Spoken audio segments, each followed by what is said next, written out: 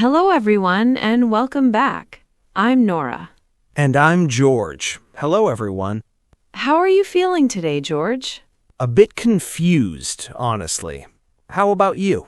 I'm doing well. I solved a tricky puzzle this morning.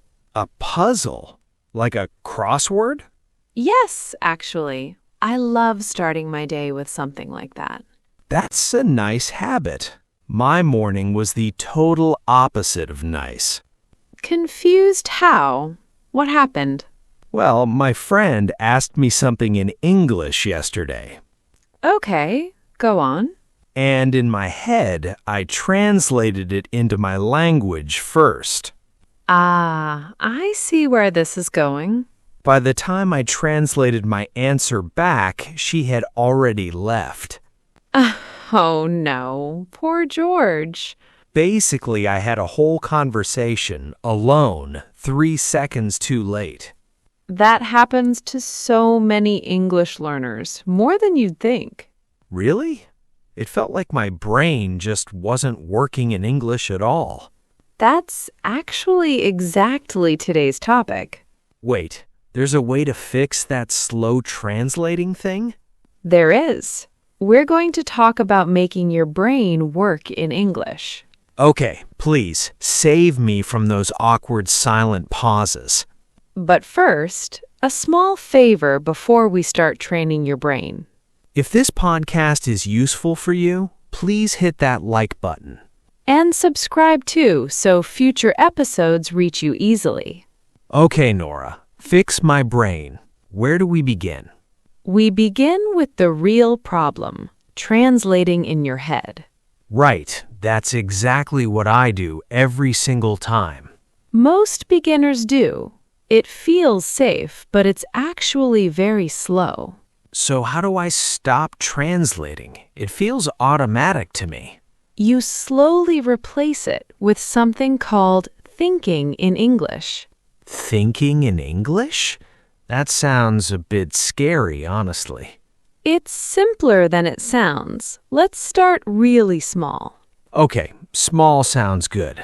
I need small right now. Look around you. Can you name one object in English quickly? Cup. There's a cup on my table. Perfect. Did you translate that in your head first? Actually, no. I just said it. Exactly. That's already thinking in English in its smallest form. Wait, so I already do it sometimes without noticing? Yes, you just need to do it more often on purpose. That's actually kind of a relief to hear, honestly. It should be. You're closer to this than you think. Okay, so like naming objects around me during the day. Exactly that. Simple, everyday things.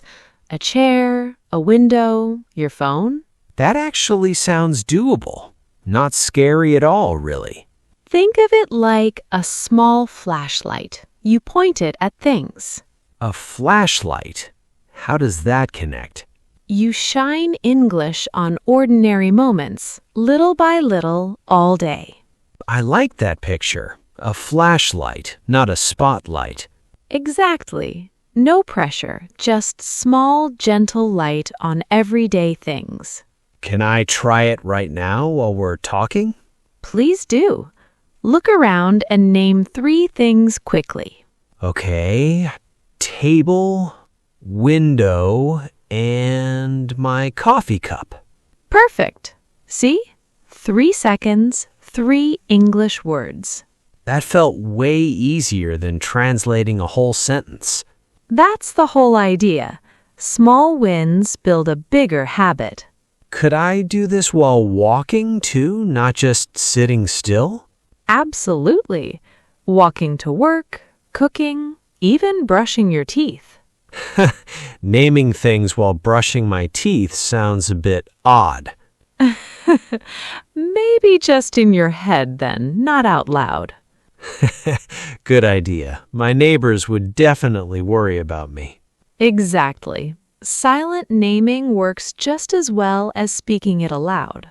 Okay, naming objects. Got it. What's the next step then? Before that, let's talk about why single words aren't enough. What do you mean? I thought naming things was the whole trick. It's the first step, but real conversations need full thoughts, not just words. Right. I can't just say cup to answer a question. Exactly. So the next step builds on what you just learned. Okay, that makes sense. I'm ready for the next part.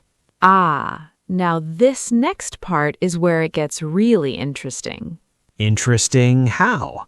There's a small trick almost nobody talks about for full sentences. Wait, full sentences too? Not just single words? Yes, and it's surprisingly simple once you see it clearly. Now I really need to know this trick. It involves something you already do, just not in English yet. Wait, something I already do? Now I'm really curious. You'll see it very soon, and trust me, it will change your day. Okay, tell me, what's this thing I already do without noticing? You talk to yourself, in your head, all day long. Wait, everyone does that, right? Not just me? Everyone does it, George. It's completely normal. Okay, good. I was a little worried for a second.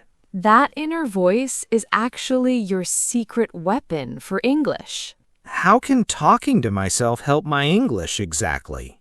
Right now, that voice probably speaks in your first language. Yeah, definitely. It never once used English, not even a little. So the trick is simple. Slowly move that inner voice into English.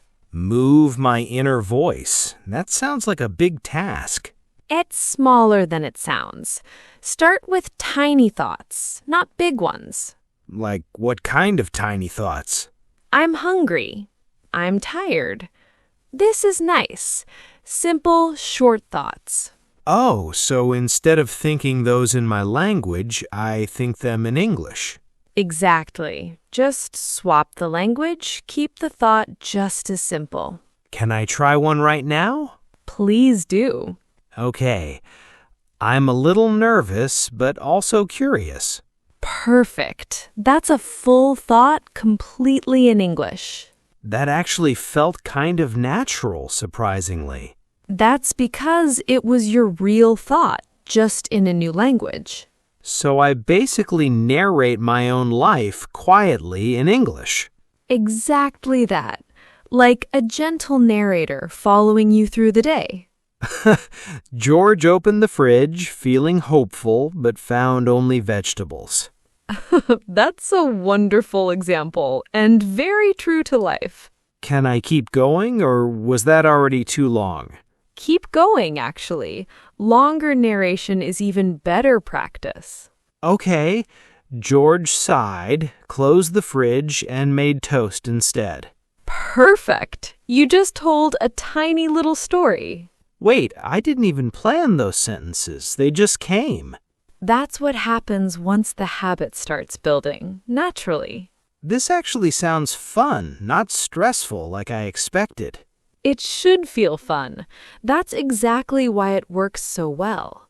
Is there a specific time of day that works best for this? Mornings work well since your mind is calm and less busy. What if I forget completely and only remember at night? Night works too. Even a short review before sleep helps a lot. So there's really no wrong time to try this? Exactly. Any quiet moment works, even just a few seconds. What about when I'm stressed or in a rush?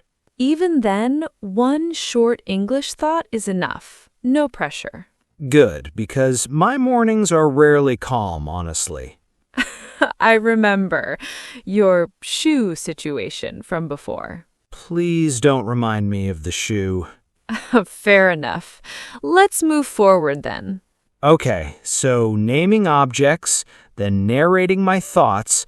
What comes after that? Now, George, here's something that ties everything together completely. Ties it together how? There's one small habit that makes both tricks stick permanently.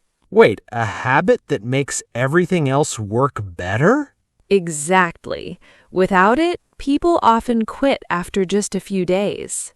Oh no, I don't want to be one of those people. You won't be once you hear this next part. Okay, tell me. I'm ready to hear the missing piece. Almost. First, let's talk about mistakes, since they matter here too. Mistakes? What do mistakes have to do with thinking in English? A lot, actually. Most people fear mistakes, and that fear stops them from speaking. That definitely fears saying something wrong, out loud especially. That's very common. Fear of mistakes keeps many people silent for years. That's exactly how I feel, honestly. Silent, even when I know words.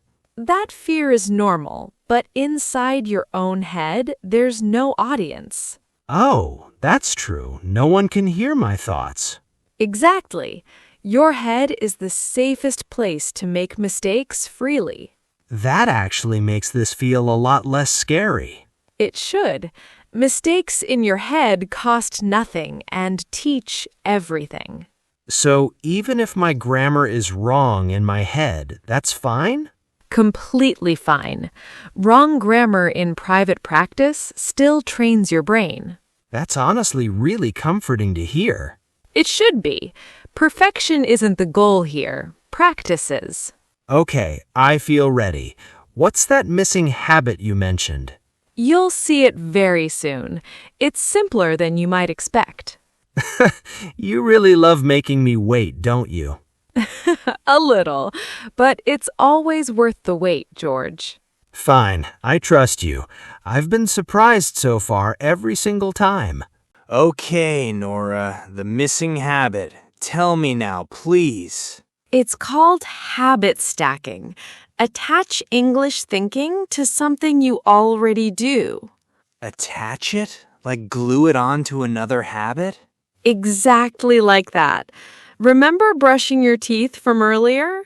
How could I forget? You made fun of my toothbrush idea. I didn't make fun, I just improved it slightly. Fine. So how does brushing teeth become a habit stack? Every time you brush your teeth, think one English thought. Just one? That sounds almost too easy. That's the whole point. Easy habits actually survive. Difficult ones don't. So the secret was never trying harder, it was trying smaller? Exactly, George. You just said it perfectly yourself, without help. Wow, small steps really are everywhere in learning, aren't they? They really are, George. Once you notice one, you'll see them everywhere. Can I pick a different daily habit, or does it have to be brushing? Any habit works. Making coffee, walking the dog, even locking your door. I make coffee every single morning without fail. Perfect. Attach one English thought right there every single time. That actually feels really doable, starting from tomorrow. It really is. Small habits like that quietly change everything over time. I like that this whole method feels realistic, not overwhelming at all. Good. Now it's your turn to try everything together right now. All 3 tricks at once? All 3 right now in one small conversation with me. Okay, I'm ready. Let's do this. Let's imagine you just walked into your kitchen. Tell me what you see.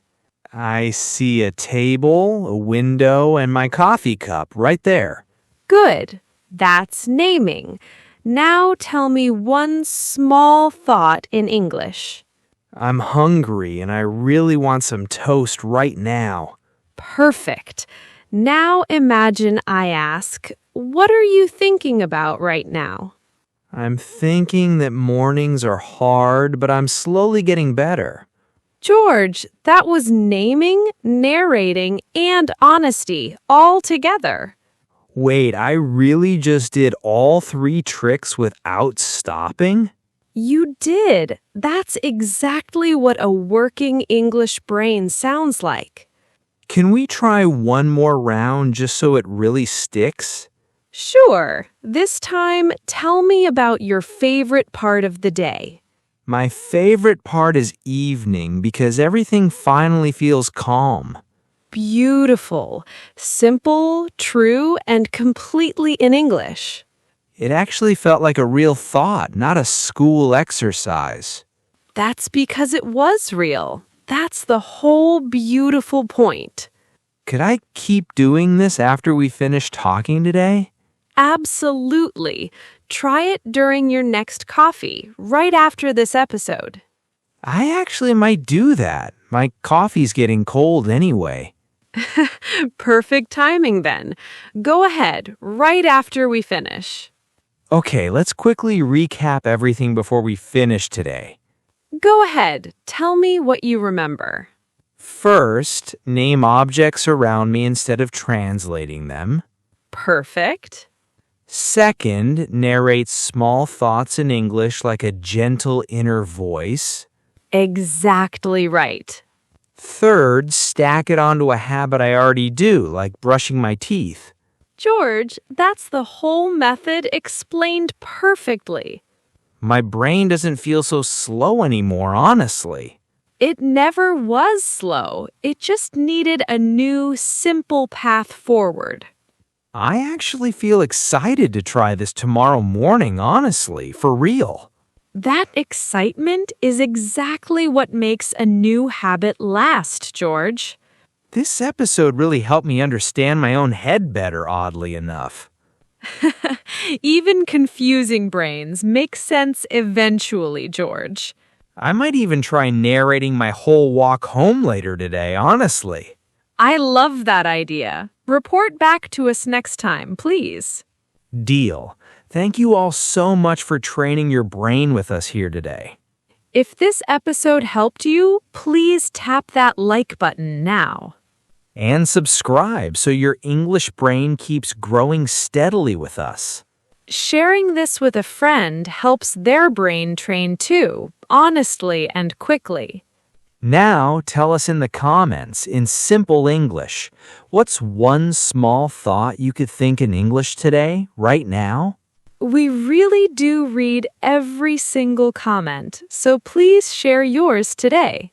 Keep practicing quietly every single day without any pressure at all. Small thoughts, big changes. That's today's whole lesson, really and truly. Beautifully said, George. Thank you for learning with us. We'll see you all in the very next episode. Bye, everyone. Goodbye, and keep thinking in English, one small thought at a time, always.